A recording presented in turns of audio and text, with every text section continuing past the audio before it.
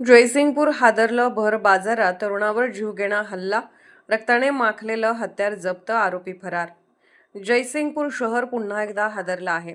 भरदिवसा गजबजलेल्या मुख्य बाजारपेठेत एका तरुणावर धारदार लोखंडी हत्याराने जीवघेणा हल्ला करण्यात आला. या थरारक घटनेनंतर परिसरात एकच खळबळ उडाली असून हल्लेखोर अद्याप फरार आहेत. जयसिंगपूर शहरातील मुख्य बाजारपेठ असलेल्या मर्चंट असोसिएशन परिसरात शुक्रवारी दुपारी 3:30च्या सुमारास ही धक्कादायक घटना घडली. प्रदीप तलवार राहणार नांदणी रोड, जयसिंगपूर हे मर्चंट असोसिएशन परिसरातून जात असताना अचानक दोन अज्ञात तरुणांनी त्यांना गाठलं. काही समजण्याच्या आतच त्यांच्या हातातील लोखंडी धारदार हत्याराने प्रदीप तलवार यांच्यावर सपासप वार करण्यात आले. अचानक झालेल्या या हल्ल्यामुळे परिसरात एकच गोंधळ उडाला. वर्दळीच्या बाजारपेठेत नागरिकांची पळापळ सुरू झाली. रक्ताच्या थारोळ्यात पडलेल्या प्रदीप यांना स्थानिक नागरिकांनी तातडीने उपचारासाठी शासकीय रुग्णालयात दाखल केले. त्यांची प्रकृती गंभीर असल्याची माहिती मिळत आहे.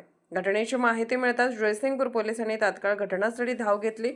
पंचनामा करताना पोलिसांना रक्ताने माखलेले लोखंडी हत्यार घटनास्थळी आढळून आले असून ते जप्त करण्यात आले आहे.